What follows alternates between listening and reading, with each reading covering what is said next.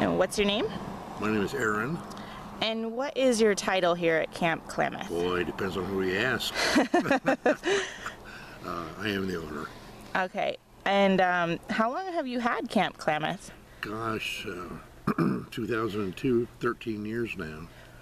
Oh wow, that's way longer than I thought. A baker's dozen. So.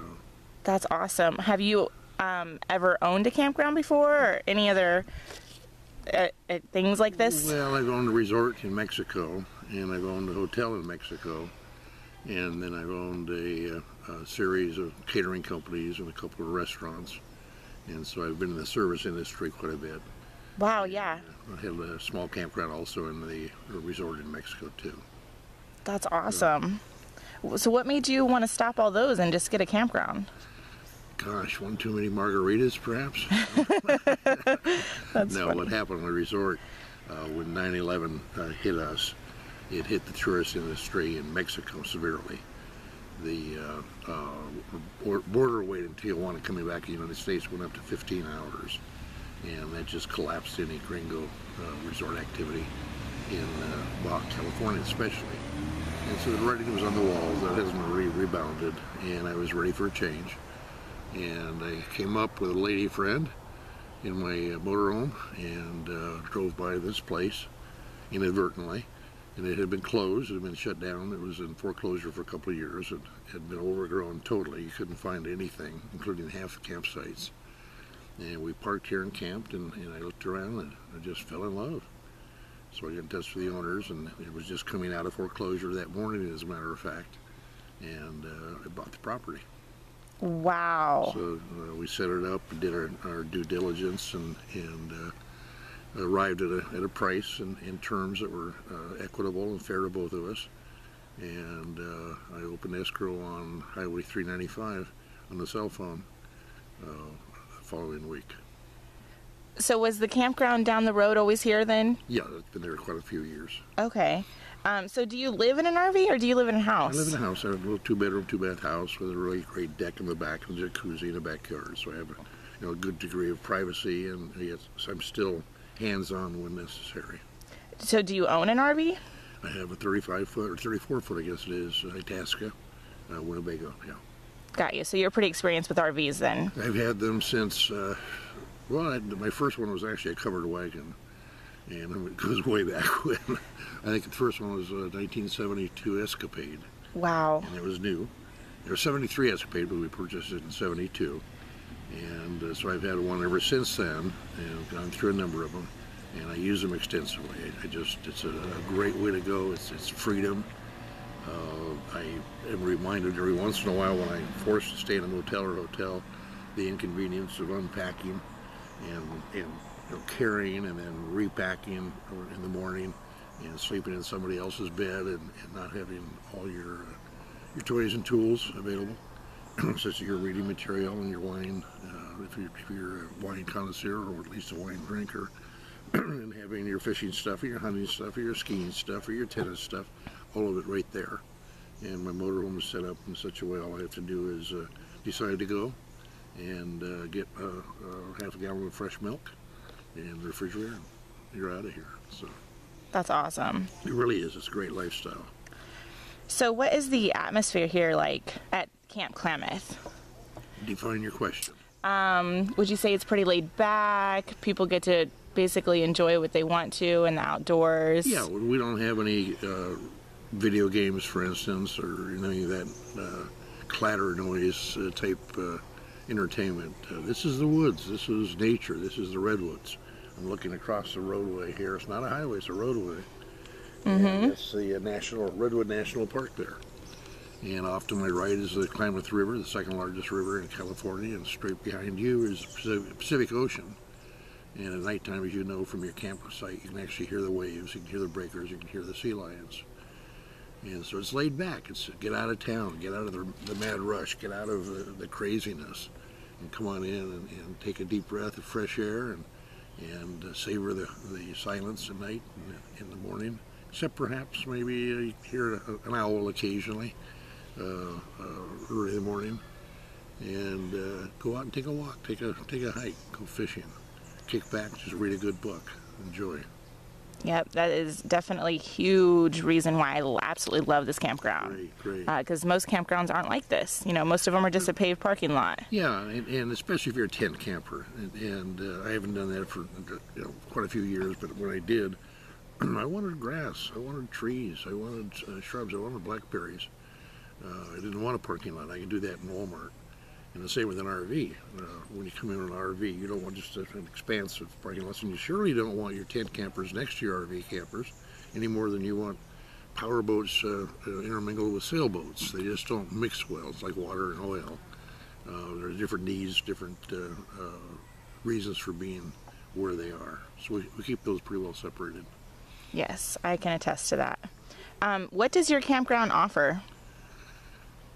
Okay, how much time do we have here? We got all the time. Do we really? Yep. Okay, well, first of all, we have our RV sites. They're full hookup. It's water and power, electricity, sewer. We have free Wi-Fi. The Wi-Fi is not the fastest in the world because we're on a satellite. We have no phone lines capable of bringing anything in. So we come down on a HughesNet, state-of-the-art, biggest system, most expensive and effective system there is, with a Meraki Wi-Fi. But it's slower than you're going to get downtown. We have hot showers, free hot showers among the facilities. Virtually every site, reserve site, has a picnic table and a fire ring. We have firewood. The firewood is substantially less price than you find it elsewhere because we harvest right off the property here when we do our thinning of our own trees. Saturday night we have a wonderful, as you know, party, barbecue. Is that every Saturday night? Every Saturday night from June all the way through September. Depending upon the weather, usually October is quite nice, perhaps the nicest of all. And if the fish are still running, we'll go into October too. There's toss green salad from our garden. We have a 2,500 square foot vegetable garden. And so we pull from that our salads. We pull from that our vegetable stir-fried Jubilee. We have rice pilaf, and the choice of barbecued chicken or barbecued salmon fresh from the river in the morning. It's that good. It's all you can eat, $14.95, and that it sounds like a commercial, don't I? $14.95, and that we also have live music, a bonfire, and a dance floor. So it's quite an event. We had just 92 people last Saturday. The one before that was 130. The one before that was 142. The one before that, July 4th weekend, was 172 people. And we're able to accommodate them all. We have a double barbecue system, some really great barbecue chefs, one of whom you know quite well, as a matter of fact. Yes. You guys also you have a fish cutting station, which is really cool. Yeah, and it's away from everything else. It's down there in the meadow. And so when you're coming up here and get one of these beautiful king salmon, you have a place to go down there and clean it and scale it and fillet it if you wish. We also have facilities to freeze your fillets if you're going to be around. So we have salmon fishing here, tremendous fishing. We'll have over 60,000 fish going past our campground this fall. There's a spring season for king salmon, and there's a fall season that starts about in August, goes through into October usually. Then we have steelhead. We have two steelhead runs. One is in July and one is in December. And right now we have world-class red-tailed surf perch fishing. The last two world records were right here on our beach, the Klamath Beach down the road. And so that keeps the anglers pretty well entertained and busy, and keeps the larders full. And we've got quite a So beside the fishing, we have some local entertainment within the camp. There are two sets of goodies that we offer, those in camp and those around camp. And in camp also includes a playground for the kids. That's a ladder with I guess they call it a loft and swing, twin swings and a slide, and a little cabin through which to crawl, and that's really popular with the kids. We have volleyball, we have badminton court, and horseshoes, and ladder ball, and we'll be putting up another croquet set sometime, hopefully today. And we have Goofy Golf, which is our little miniature golf type thing that we use with wiffle balls, and it's surprisingly entertaining and popular. We had one couple from Newport Beach who plays at Spyglass, or Spyglass Hill, I guess it is, which is a couple $100 a round. They stayed 2 extra days because they were having so much fun betting their friend couples for whatever they were betting. They extended just so they could play more goofy golf. So we have that. We have that garden that I mentioned. And the garden, we really want people to come in, and especially people with kids that haven't seen a garden, to live in the city. You'd be surprised how many kids have never seen a wild tree. They say a wild tree, they've seen one in the park perhaps, maybe in landscaping of their condo or something like that, but they've never seen a tree in nature. And nor have they seen a garden where this food actually comes from, not just from the shelves of Ralph's or Safeway, but that it's grown in the ground and it's grown like this. Our garden is organic. It's raised beds, the majority of it, and it's all irrigated by drip irrigation to save water and stop the growth of weeds and whatever else. We also encourage somebody, if you want to come into the garden, ask us, and we'll let you go in with your child and go ahead and harvest something out of there for your dinner. As well, we also have free-range chickens. We have rescued a pop-up tent trailer that was abandoned, and we turned that into a chicken coop, as it were, and the chickens stay there safely at night, and then they come in the afternoon. Actually, that'd be a great shot if you had a chance to get it. One of the gals or Larry gets on one of the golf carts and starts yelling out, "Here, chick, chick, chick, chick." And, these 24, 25, 26 chickens come from everywhere and line up behind him and waddle up towards the pen and hop inside. We close it up to keep the predators from having lunch. So we have free-range eggs, and if you've never had a free-range eggs, folks, let me tell you, the flavor is there. You don't know what an egg tastes like until that. And you look at it, and the yolk's not some dreary yellow flatland thing. It's actually standing up and it's gold and orange. And the white is not runny, it's firm, and it's just amazing. I can attest to that. We've been eating them. They're delicious. Isn't they great? Yeah, they're very different. I didn't think there would be different. There's a definite different taste. Yeah, you think it's just kind of a... They're like heartier almost. Yeah. They're amazing. They're better for you. They're more minerals, more protein, the whole bit. So our work campers get all their free eggs, and also if someone would like to try those, our guests, be our guests. We'll give you a couple, for breakfast. If you want more, we have some in the store. And so we've got that going. And then Bigfoot Trail. Bigfoot, does he or doesn't he? That's your opinion. Mine has changed amazingly. I came up here a skeptic. I'm typically a skeptic. I have some scientific background, and I've been around the block a couple of times. I'm not easily snowed. I'm snowed occasionally, but not easily snowed. And after hearing some really serious scientific information, reading some studies and whatnot. Jane Goodall, if you're familiar with the name, it's the gal who's so famous working with gorillas, has come out publicly and said that in her opinion, because what she studied, what she's seen, the evidence is that she believes firmly that Bigfoot exists. And that's quite a statement. It got my attention. And I went into it further, interviewing the Kurok Indians and the Yurok Indians and the Tolowa Indians and the Hupa Indians, the 4 tribes around here, and the Karuks upriver, that they all have that tradition of Bigfoot, and they all have their stories of Bigfoot. They have rules that the Yuroks cannot be on the north side of the Klamath River up by the town of Johnson after sunrise or sunset because of Yeti, because of Bigfoot, because of Sasquatch. Wow. And they have their traditions of the nests and stuff, and just a lot of things, just things that have happened while I've been here that have changed my mind that there's something going on, certainly. But we have what we call the Bigfoot Trail, and it leads from our meadow down there by the garden and takes you over to the river, the Klamath River. And it's a very short walk, folks. Yeah, it's a stroll. And it's nice. And you go in there one spot, there's a couple of trees that have fallen down across the path, and with some beautiful ivy kind of cascading down from both sides. And we were tempted to remove those, and we decided to leave them there as a Bigfoot trap. We tell people that if you ever see a mountain lion or if you ever see a bear out in the woods or anything like that, what you do is you stand still. You stand big, you stand tall. If you got a kid, lift the kid up above your head. These are bullies. They don't want to fight.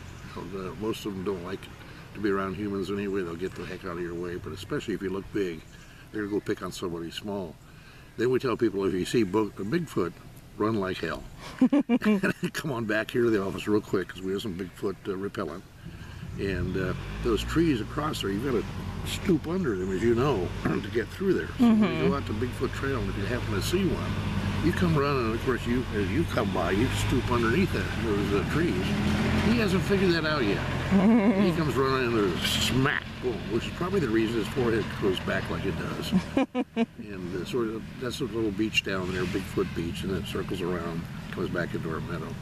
So we've got that, and just a couple of other trails. Our estuary trail, the Klamath River ends in a large estuary with islands before it pours out into the Pacific Ocean. And we have a trail that goes back down there, and that's a bit of a walk. It's about a 20-minute walk each way, and very, very beautiful. Everything's natural. We haven't done anything to anything except cut a trail that's safe and easy to navigate. We have an ice machine, of course. We have the firewood, as I mentioned before. We make our own seasonings, by the way, for the chicken, for the salmon, which is a secret recipe. It actually developed about 15, almost 20 years ago. It used to be purchased by Marie Callender's, a couple other restaurants. My husband says it's the best he's ever had in his whole life. We get that a lot. He's a barbecuer. Yeah. It's amazing, he said. It's 11 natural herbs and spices, nothing funny, no MSG or anything like that. And it's a rub, and it just brings out the flavor. We use it on chicken, on fish, on ribs, on steaks, just virtually everything. And we were selling it, but when we started selling it, people were demanded so much of it, and it's expensive. It's expensive to make, and so I stopped doing that. So then we have the meadow out there. It has a great story, and we tell about the meadow when folks get here. And we have work campers, as you know. Your husband's a work camper, and that's someone that comes in there and barters their time and talent for your site. And you get the dinners, and you get the leftovers, and you get all the benefits of Wi-Fi and TV and the whole bit. So, really, a lot of perks. Yeah, and a lot of just great people. I mean, a couple of things about RVing and getting back to that. You meet really top grade people. It's just whether it's the mindset, or whether it's the get out of the crowd attitude, whether it's get into nature. But there's a common stream, a thread that runs through most. They're nicer, they're more involved, they're more real, they're interesting, especially those that are full-timers now, kind of retired. And they have this wonderful story of their background, how they got to where they are, where they've been, what they're sharing. And you see some great marriages that tend to last longer, I think, among the folks that are out there doing what they're doing out in nature and seeing stuff. So that's very rewarding to me. I'm single, and I have the time to really sit with them and talk with them and get to know them. And I've made some wonderful relationships because of that. We also have a store, and the store carries pretty much what you need that you forgot to bring. It's not a supermarket by any means. The prices, we try to hold them real close to Safeway, for instance. We buy wholesale, we make a little bit of profit on it, but we're not gouging like so many places unfortunately do, and I wish that would change. I spent a number of years on the board of directors of the California Association RV Park and Campgrounds, and while I was a director, that's something we really tried to get across, that make it reasonable and concentrate on customer service. And that's our biggest product. Nature gave us this beautiful setting. I feel very blessed to be kind of overseeing that and making sure it's preserved and improved where it can be. But we stress with our work campers customer service. That's what it's all about. I want everyone, when they leave here, to say, you know what, that was the greatest place we stayed. And we get a lot of that. We get a lot of that. Some of it gets up on the reviews on the internet. Some of it, of course, doesn't. But when they come in, they're greeted, they're escorted to their spot. They're not just told, here's a map, go. We spend time with them, as far as we have maps here of the area, we have brochures of the area, and we find out why they came here, what their interest is, and then try to point them to where they're going to best satisfy that desire on their trip. Because if you're on a vacation, you're limited with time, you're limited with dollars, and it's best to get the cream of the crop, as it were, in that period of time. And that also brings them back again. And we have a saying, help them stay one more day. If we really treat them well today, and we give them something to do tomorrow that they're gonna do, they're going to stay another night, and they're going to leave, and they're going to tell people. And the beauty of home, and the neighbor is their new neighbor next door there, Eugene, Oregon, or down in the Bay Area. And that's going to be their next best friend for a couple of nights, and they're going to share some wine and a barbecue perhaps. And if they really were sold and thrilled with what they did at Camp Klamath, they're going to have a couple of brochures, and they're going to pass them out. We're going to see their friends in a couple of nights, and it works. It's just, but again, it's customer service. When I had my resort in Mexico, that was a big thing in my hotel in Mexico also, that we wanted, when they left through those gates, we had real big gates on the resort, that we wanted them to look at each other and say, you know what, we got more than we expected. We got more than we paid for. We're coming back. We're sending our friends.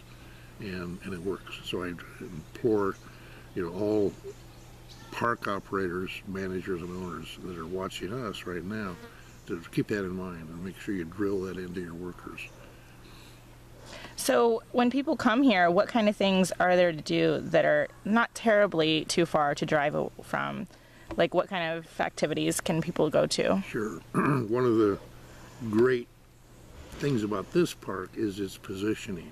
We are literally in the middle of the Redwood National Park, north-south, which follows the coast for quite some time. It's a combination of state parks and national parks, California and federal, and they work together as the only place in the country they do it. They use the same vehicles, the same radio channels, the same office locations, and they administer these 5 state parks as one national park as one. And it seems to work out pretty well. And there's some conflicts, obviously, but as far as a team and doing well, they really are. And they're kind of setting the tone for the rest of the nation, I believe, where there are the combination of parks. Because of that, we are within 20 miles of virtually everything. You can go up to Crescent City, and that's where your Safeway is, and your Walmart, and your Home Depot, and virtually everything else you're going to find in a mid-sized city. And that's 20 minutes away. And there's Ocean World up there, which is a great aquarium where you can actually go in and pet a shark. And most people come back with their hands intact. I'm not sure they have 100% returns, but it's a safe thing, but it's exciting for the kids. It's really great. And we have the lighthouse up there, 110 years old, I believe it is. 160 years old, I'm sorry, that does tours, and only during low tide, because it's out there on a point, and at high tide you can't get back and forth, so they have a schedule. You walk out when the tide's back out. So we have that up there in Crescent City. Just a little bit north of us, we have what's called Trees of Mystery. That's the most popular tourist attraction in Northern California. It's a, you'll see it and recognize it by this giant Paul Bunyan and his Blue Ox babe. That they have this statue out there that actually talks to the kids. There's a fellow hidden somewhere, obviously, with a microphone, has a pretty good view, but Paul talks, waves his hand, and carries on a conversation, and it's really great. Kids never forget it. I never forgot it. I remember when my parents brought me through here, I was in grammar school my first time, and I remember that. I remember the little kid putting on little stickers that said, Trees of Mystery, on everybody's bumper sticker, with or without permission. Got away with it then. And that little boy is now John. He's the owner. He was the owner's kid, and he got a nickel for everyone he put on. And so, it comes full circle. I remember that. They have a gondola. If you've never been on a gondola, it's well worth the money. I think it's $11, $12. And they allow pets. By the way, you can bring your dog with you. And it's a state-of-the-art gondola that goes way up the top of the mountain, and you look out over the ocean. You can't quite see Hong Kong, but you can see out there pretty far. In the other direction, you see all the mountains and the watershed of the Klamath River, and it's really, really fun. And they also have a world-class museum, which is touted as the best privately owned Indian museum in the world. And that's what it is, Native American tribes from all over the country, arranged by separate rooms. And with their tools and their weaponry and their clothing and their basketry and the history, and just, it's delightful. And it's free, and they have an excellent gift shop, gosh, and so does the Ocean World, by the way, so that's handled pretty well. A little bit closer, we have the Yurok Tribe headquarters. A brand new casino just opened up, and a restaurant there. owned by the tribe, the Yurok tribe, which is the largest tribe in the state of California. The new Holiday Inn next door, part of the set up in a brand new visitor center right here in Klamath. Klamath is a small community on the other side of the river directly from us. We have gas stations there, we have a post office there, we have a couple of restaurants there. And then going up above 3 miles, we have another couple of restaurants, some excellent fly fishing on the river, and some cottages for rent too. And then we have a couple of motels if people have someone that doesn't camp with them but wants to meet them and join them but wants to stay in a room. We have some reasonable motels. Back on this side of the river, we going straight out here, 1.3 miles is the Pacific Ocean. And if you were to go out there today, I can almost guarantee you that during the day you're going to see gray whales. Now, gray whales live generally up to the Aleutian Islands, up around Alaska. And in December, they start migrating down to Mexico, to the Baja California, to a number of the lagoons there, to give birth to their babies, to their baby whales, to calve them. And on the way down, we see them in December, maybe early January. And on the way back up, they come up, we see them in March and early April on the way back up. For some reason, for 4 years, we've had a resident pod of gray whales. They stay here. They go down to Baja California. They come back up here, whether it's the food, the weather, which, as you know, is fantastic. They stay there. And if you go down to the beach, it's a very long beach that you walk, sort of like a sandbar going all the way across the area there with the river coming out on the far end. You can walk down there, and I've done this twice, and I've told people about it, and they've done it also. You walk down, you'll maybe see 2 or 3 whales, and they're playing in the surf. They don't actually surf in, but they do go right up to where the wave crests before it breaks. And they'll rise up with that, being very buoyant. And then, as the wave crashes, they'll go down in the sound. And then they come back up in a couple of minutes, do the same thing. If you're walking along the beach twice now, I've had these whales follow me. And you walk down 50 yards and this whale will come back up. You can tell by their markings. They have scars from barnacles. That's why they call them a gray whale, or gray scars. And you can recognize them by that. And this doggone whale will come up again and look at you with these great big eyes, and then sound again. And 100 yards later, the same whale comes back up again. There are literally whales watching people watching whales. It's a kick. And so you can do that right here, 1.3 miles away. There's also the Indian ceremonial grounds. And just last week, as a matter of fact, they had a brush dance. Brush dance is traditionally to cure a child for which traditional medicine or tribal medicine has been unsuccessful. And the families would gather from the area, mainly from Yuroks, but they intermarried with the Baja and the Kuruks. So you'll get 100, 200 folks there on a Friday setting up camp. And Friday night they have a dinner, and then Saturday night they have a dance. There's a number of buildings there: a sweat lodge, a women's changing lodge, a carpentry lodge, and there's this one area that's a pit, covered pit with benches, redwood benches all the way around. And people sit there, and the dancers go down in the fire pit there, and they dance all night long. It's incredible to see. It's a part of the national park, so everybody's welcome there. And so that's a nice place to walk through because it has the history there, and you can see how they built their huts. A little bit further than that, there's a place called Lost Rocks. And before coming here, I had no idea what bouldering was. And I thought bouldering, well, it means you climb rocks, big deal. People do that all over the world. But no, a boulder is not a cliff. A boulder is a freestanding rock, and it's got to be a big rock to be called a boulder. And these folks, guys and gals, usually pretty young, usually probably with a little trust behind them, they can afford to go all over the world, and they approach these locations like Lost Rocks, and they have certain problems they call. Maybe going up a straight cliff, maybe going up a cliff this way, upside down. Maybe it's a really tall one, or really slippery, or whatever. But they take pictures of themselves and they put them up on the internet as their notebook of where they've been, their atlas, their diary of where they've been.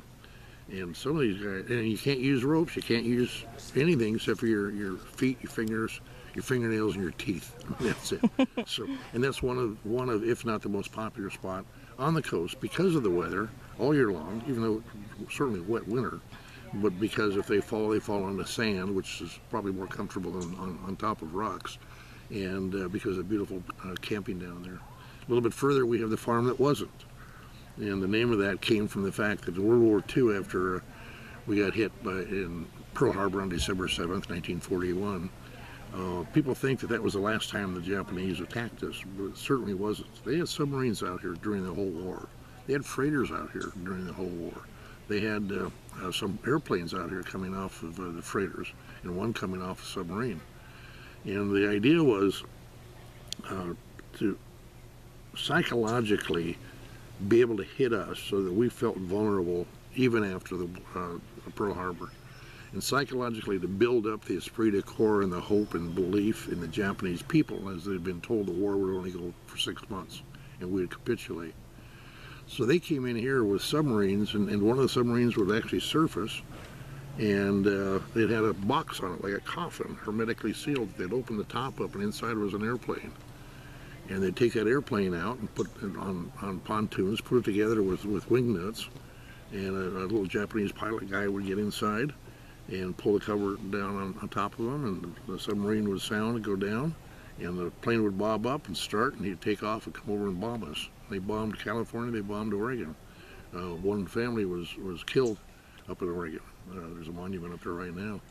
And the FBI kept that very quiet. Immediately they were there telling people, if you talked about this to anybody, there was a war crime, because they didn't want the Japanese to win a psychological warfare. And that didn't really come out until 1952, about 5 years later, 6 years later, 7 years later. So there's a monument up there. The Army, we didn't have an Air Force, we had an Army Air Force, set up 59 places on the coast of California, Washington, and Oregon where they had observation and they had radar, and they had anti-aircraft 50mm machine guns.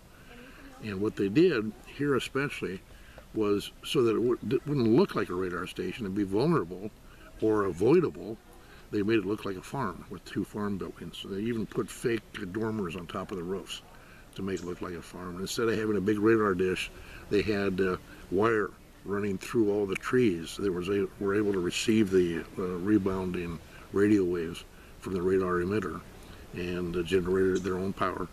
And this is the only one of those 59 that are still there. And it is open to the public. There's a little parking area there, and a little trail that goes down, and a plaque to tell what happened. And you can see the one building where the generator was and the radar equipment, the other building, where up to 40 servicemen spent their time during that period. So that's quite interesting. You go beyond that, there's a beautiful overlook. You go down to Fern Canyon. If you ever saw Jurassic Park, you already saw Fern Canyon.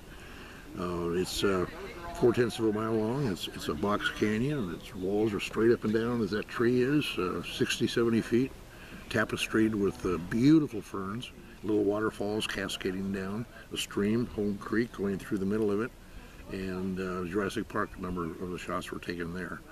And it's just gorgeous, and it's a 15-minute drive from here. And so we've got quite a few things going on. Definitely. Definitely a lot to constantly keep you busy. Yeah, so you're not going to run out of things to do. And people call up for 2 or 3 nights, and we find out their interest, and we suggest staying longer, not just because we want them to bring their money here, but because we really want them to have the time to do what they want to do. Big Tree is right down the road. That's 1,500 years old. That goes back to the time that King Arthur was holding court at the Round Table.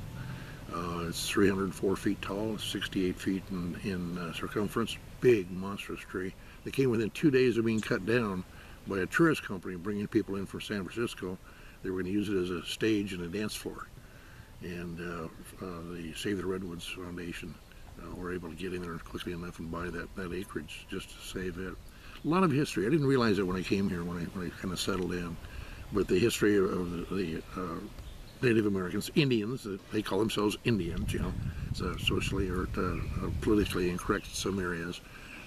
The background here is incredible. Jedediah Smith, who was the first European to discover Northern California, Southern Oregon, to come through here, came right down our river and camped right across the river here. and he makes Daniel Boone and Davy Crockett look like couch potatoes. This guy. So the history is here, the geology is here, the animals that we have are just amazing. What kind of animals can we expect to see in this area? Well, as far as birds, we have hundreds of quail on the property. We have, of course, doves that come in. We have osprey during the spring and early summer, right about now. Late afternoon, an osprey, which is called a fish hawk, will go down to the ocean, and it's great. They get up there and they flutter while they're looking at their prey. And then what's called a stoop, which means they dive into the water and grab this fish or eel, whatever they're grabbing. They come out of the water, which is a rough job because they're wet and they have something heavy. And they kind of suspend about 6 feet above, flopping their wings to get rid of the water so they can fly. They'll come back over here, over our meadow, up into these trees where their nests are, 50 feet above you. And you can see almost see the eye of the fish. So we have those. We have bald eagles. We have golden eagles. The osprey, of course. We have California vultures. You know, they're everywhere. They clean up everything. Spotted owl, the barred owl. We have barn owls. We have great horned owls. Red-tailed hawk, which is actually a buteo. It's not a hawk. We call it a hawk. And a number of kestrels and other birds of prey. We have a vast array of ducks, those typically seen throughout California. Plus we have wood ducks, which is probably the most beautiful bird in the world as far as coloring and as a compact bird. And we do have those. There's some nests that have been built in the trees to accommodate them away from critters.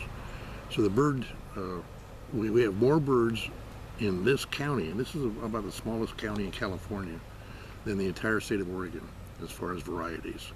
And so the bird watching ornithology here is fantastic.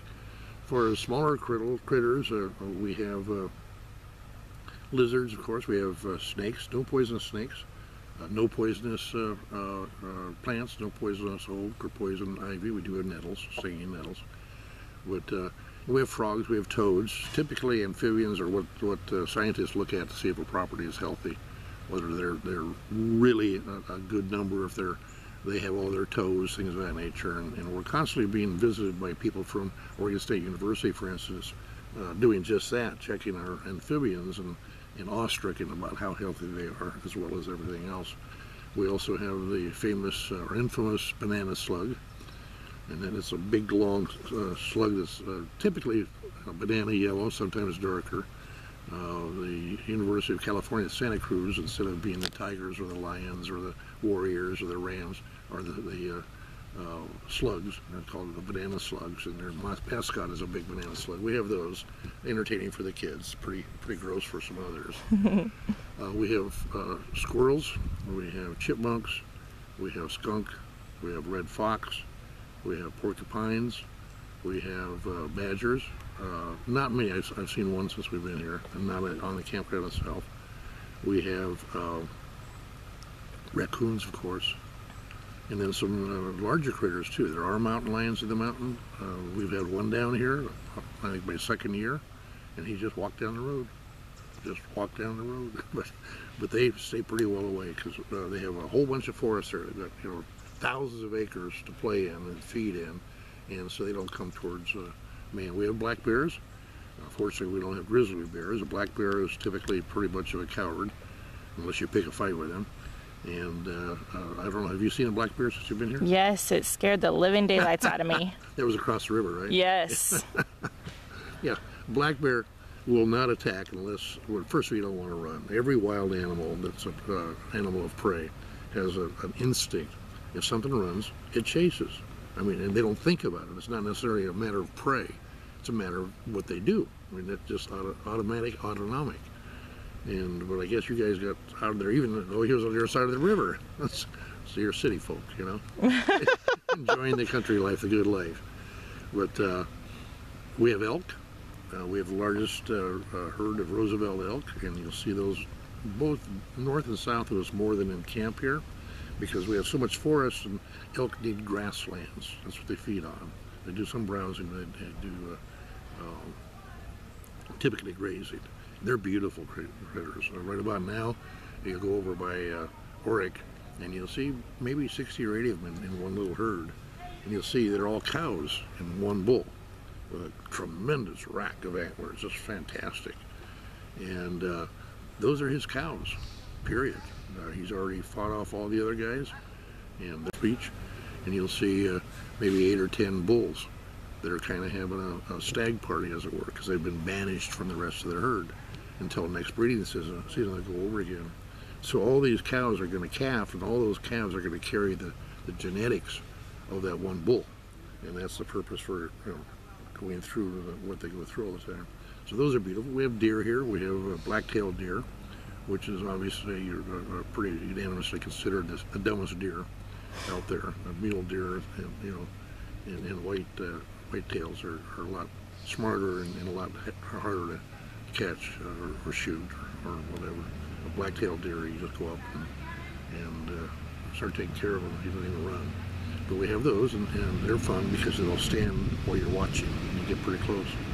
Same with the elk. The thing about the elk, you don't want to get too close. They're docile, they're looking at you, they're munching, but if you get too close, it's threatening to them. They're not going to respond. I did not know that. Yeah, just they're big. They kind of piece sometimes. So like all wildlife, you enjoy it from a distance, and just feel really lucky you got to see it.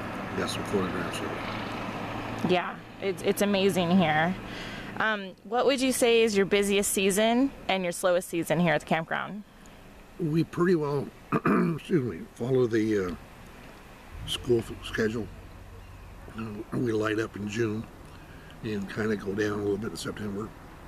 Except for in September, late in September, early September, late early August or October, we have a tremendous fishery here. And I don't have that T-shirt on, but if you look at our website or our business card, you'll see 26 salmon lined up on one pole, and so that brings a lot of people in. So we start our dinners in June. We go all the way through September. October's a beautiful month. Trees have changed. The temperature stays in the 70s like it does now. And then November, late November, it rains. And we have anywhere between 85 and 100 inches of rain a year. We are literally a rainforest. United Nations has us as a rainforest. And we're also, this national park is considered the highest density of, there's a word for it, but of living entities. I'll come up with that in a second. But as far as there's more biomass, that's the word. Thicker, heavier, more biomass in this right here we're looking at anywhere else in the world because of that heavy rain. This year we got about 60. So we are not drought, but we're low on water. We're not mowing or watering the lawns like we normally would. It really hurts because it's taken us 13 years to get them to where they were. But in our little county is the only county in California that's not considered in drought. One county south of us is considered, but it's a low-grade drought. We're just in less water category. Hopefully it stays that way. So, in your opinion, what would be the best month or time for campers to come and see your campground? If I were a fisherman, I would come either in the spring, May, June, or July for the springers, or I would come in August, September, October for the fall run. That's the largest run. If I were a tourist, I would come anytime, I was to say, except for a rainy December, January, February, except for a lot of people come just for the rain. And we have some dramatic thunder showers too, with lightning and the whole bit. So people come for that, which has surprised me. But being up here, I'm enjoying it, and I walk in the rain without an umbrella. And you get a little wet, big deal, you dry out, we're made that way. And so really, what are they looking for? If they have kids in school, obviously they're gonna come late June, July, into August and go back to school. So they're confined to that, constrained to that. So it really depends on what they're looking for and what kind of options they have to go out and find it. Time constraints. What do you think that your campground offers that local competitors don't offer? Like, what sets you apart from them? a number of things. We're the only campground RV park that really has a campground.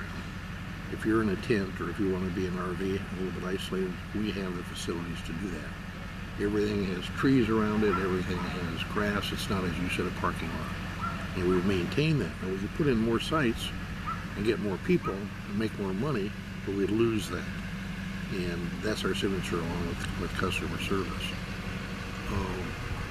For instance, the national parks and state parks are full throughout the summer, yet people still pull in hoping there's a cancellation. When they're told there isn't a vacancy, they're given a sheet of paper with all the private parks, privately owned parks, address and phone number. And they give out our brochure, and we're the only ones that they do. And I'm not sure if they're supposed to. I hope I don't get them in trouble. But they know that they're going to have a camping experience. It's going to be clean, it's going to be safe. Free hot showers. No one gives away free hot showers, you know. Free Wi-Fi and that sort of thing. And that they're going to be treated right. And that that's going to reflect well upon the referral that they receive from the park personnel. So we have that. We're the only ones that do the live music. We're the only ones that do the barbecue, of course. As a matter of fact, on TripAdvisor, we're #1 restaurant in the whole area. And we're not really a restaurant. But it's, again, because of the great food and the customer service and the entertainment. Fun. We sell fun. And again, the customer service. It just hasn't, for some reason, really caught on. I worked when I was the president of America's Water Rivers Coast, which was a consortium of the Chambers of Commerce of Southern Oregon and Northern California. And we crossed the border and worked across the border, which is very unusual. We were able to get a $1.2 million grant for customer service. And we went out and we did a program that if you're a business owner or operator, you could send your people to us. We'd train them for free, feed them lunch during the day, and send them back to you as a better customer service personnel. It was amazing how many people didn't avail themselves of that opportunity. So a lot of the park operators, for some reason, well, I know, I was vice president of the chamber here, and I've talked to them all, and they figure if they had a hardware store, if they had a restaurant with locals, if they treated the people really well, they'd come back tomorrow. But these people are coming from Florida and Massachusetts and Oregon, and the chance of them coming back are pretty slim. But they forget about the online reviews, and again, where these people are going to be tomorrow night. They're going to be in their RV, in their tent, next to somebody else. And if it was customer service and the facilities were what they expected or better, they're going to send people over. So we really stress that. And it isn't so much stressed, probably across the board, not here, just locally. Is there anything that campers do that, I don't know, may not be appropriate or that get on your nerves? As a campground owner, I mean, you've been here for 13. Yeah, 13 years. I mean, is there anything that campers do that might, like, get on your nerves, or something that they do that they typically shouldn't do, or first-time campers coming here or anywhere? Is there anything that they should know? I know, like, one big thing that we try to do as a family camping is to attempt to keep our campground clean, just because we have kids and it's crazy. But is there anything that anyone should know, general rules about camping? Before I get into that, let me add one more thing as far as the other campgrounds. Our rates are lower, and they shouldn't be lower because our facilities are better, with the exception of one has a pool, one has a very, very nice building for gathering. Their rates are quite a bit higher, and even the state parks are $35 a night for a tent site, and we charge $29.50, and we give those free hot showers, they're free Wi-Fi and the whole bit. And so we're across the board no more than and typically less than the other parks.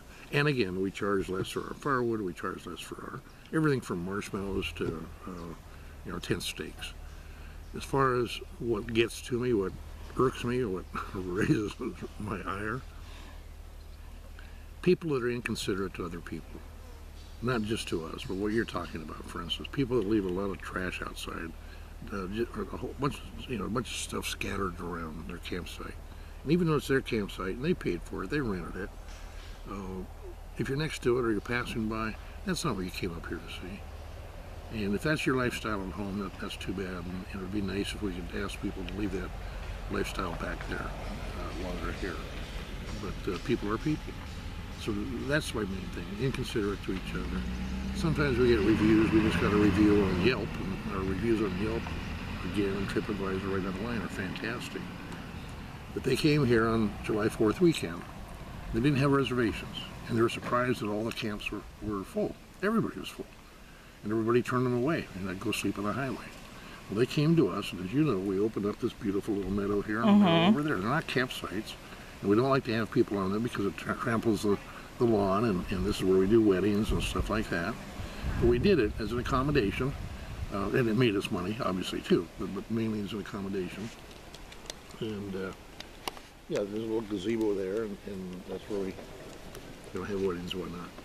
But we let them in, and they came out. So the review came up, they admitted that they didn't have a reservation, they admitted that they were fortunate to get a place, then they complained there wasn't a fire ring, that there wasn't a picnic table, and that it was a beautiful spot, but it wasn't secluded. And I wish we had sent them down the road like everybody else did. You know, and sometimes people like to beat up people in public because it makes them feel big or powerful or intelligent, and you can generally follow their other reviews and see the same thing. But that hurts, and it isn't necessary. If you've got something constructive to say it to us or say it online. But be realistic, and also they complained that there are 3 stalls in the ladies' room. But in the area where the sinks are, that it was crowded. Well, July 4th, we have 300 people here. Guess what? It may be crowded.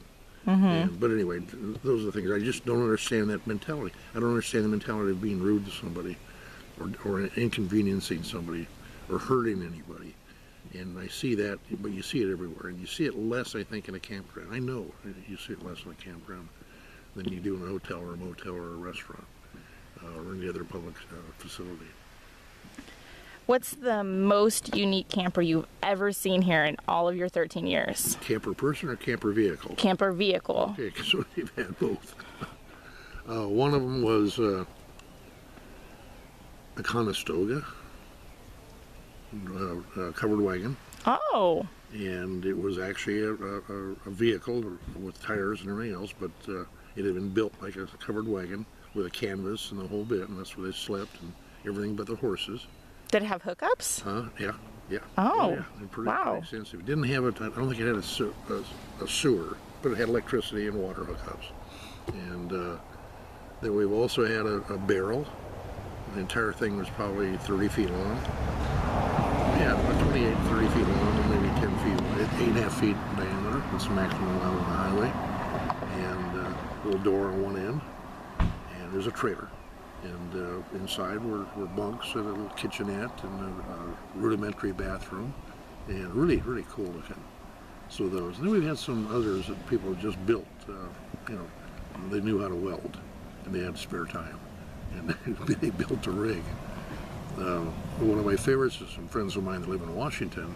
I met down in Baja, California. They would fish for unusual stuff, really weird stuff up in the ocean off their boat, 40-foot boat, sell it to the Japanese for a fortune. They make $150,000, $160,000 in a month. And they go down to Baja, California and spend the winter. And he was a mechanical engineer and a welder and an inventor. And he bought a truck, a big truck, and converted it to a motorhome. Just fantastic. Everything you can imagine inside was just perfect. Things that you'd never even thought of. Okay? And he towed a towed car behind him, and his license plate said tow car on the motorhome, and his license plate on the little Volkswagen said towed car. It was T-O-A-D, and they painted it like a frog, and so that combination was really great. So you see a lot of innovation, a lot of creativity, a lot of humor. That's awesome. Have you ever had to kick anyone out of your campground? Yep. Why? Sure, you can. Okay. You can briefly say why. You don't have to go into detail. If they have a dog that's threatening somebody, or they won't keep on a leash, and you have to keep them on a leash here. We have 33 acres. Take them out in the meadow, take them down the river, let them go, let them run, let them play, let them swim, let them climb trees if they want. But you have to have them on a tether here in the campground. and that protects them as well as protecting other dogs and kids and the whole bit. And sometimes they just refuse to do it, and we ask them to leave. Depending upon their attitude, we'll give them a refund. If not, if we have to call the sheriff, we'll call the sheriff. It's not fair to the rest of the campers at all. Same thing, we have 10 o'clock is quiet time. After 10 o'clock, if they're being really rowdy or drunk or something like that and disturbing their neighbors, we'll come down and talk to them. And if necessary, we'll remove them. It's just not, again, fair. It's to their fellow campers. Those are typically those two things. Do you have any advice for people who are like trying out campgrounds for the very first time, either tent camping or RVing? Is there anything in specific that is that they should know? Like, is it typical to make reservations before you go to a campground? We're assuming that they just bought their RV or rented one, something like that. First time camping at a campground. Okay. Sit down with your family, number one, and figure out what you want to do. And figure out what you don't want to do. Benjamin Franklin had this wonderful decision-making process on a piece of paper, draw a line with a vertical line into a big T, and over here yes, and over here no. And every decision he had, probably right down to his breakfast cereal, was he would go ahead and he'd write down reasons why and reasons why not. And it would become apparent if you ever try it really rapidly what your decision is, and you didn't even know that until you started. The same sort of thing with the family. Are you going to be out in the woods? Are you going to go out and hike? Are you going to take advantage of the beauty? Or are you going to sit in a place and you have kind of a resort and a swimming pool and some games for your kids, so to babysit for your kids, next door to a casino or part of a casino where you can do that, or you want to go into town for a theater or something like that? Then you want to have a campground that accesses all those. It's close to town. It's totally different than this. If you want the other extreme, where you have primitive and you don't have any hookups because you're self-contained and you don't need them, then you want to look at that. You want to look at maybe in the desert or in the mountains or along the beach that are more primitive. If you want a blend that we're trying to offer here, comfort and adventure and safety all at one time, then you look into that. And you can pretty well tell by a website the character of the and the care of the camp itself. And you can look at the reviews. TripAdvisor probably the best. Yelp is very, very good, of course, and a couple of other ones out there. And just understand there are some crank people that just like to chop other people, and you can kind of tell those. Sometimes people will have a bad experience. A toilet will be stopped up, or someone stays in a shower for an hour you never can get in. And those are valid concerns, if not complaints, but typically, you can see through some of the BS, as it were. And so you need to know why am I going? Before you go shopping, you determine what you're looking for. You know whether to go to Sears, or whether to go to Costco, or whether to go to the Home Depot or Safeway, because you know what you want. And before you go on vacation, you should know what you want. And conversely, know what you don't want, what you want to avoid. Do you want to avoid crowds? Do you want to avoid, are you afraid of animals? Are you afraid of God? Whatever it is. Then you need to pay attention. That's something, the family. And not just husband and wife, but the kids too. Give them input. So the kids should have a say. Not only input is good because it exercises their powers of decision making, but it incorporates them in the process, which is important in the family. And also when they get somewhere and they get bored, which kids do, they can't say, well, I told you we shouldn't have come here. Right? It's part of life. Or it was too busy, or there are too many kids, and you can't play on the playground because it's so overcrowded. So to answer your question, know what you want, and then go out and find it.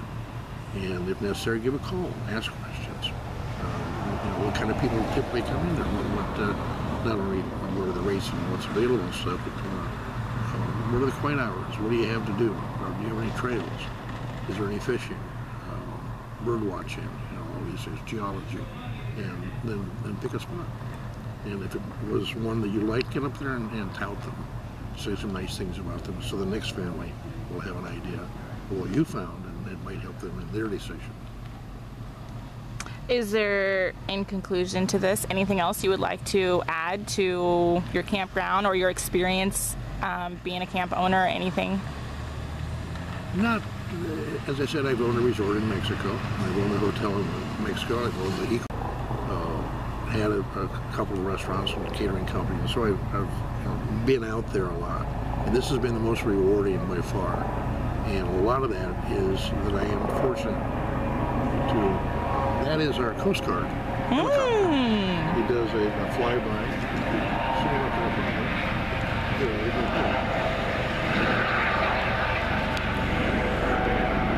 He's going up the river, he's checking out, making sure that things are okay. He's always on call. He's stationed right there in Eureka, 60 miles south.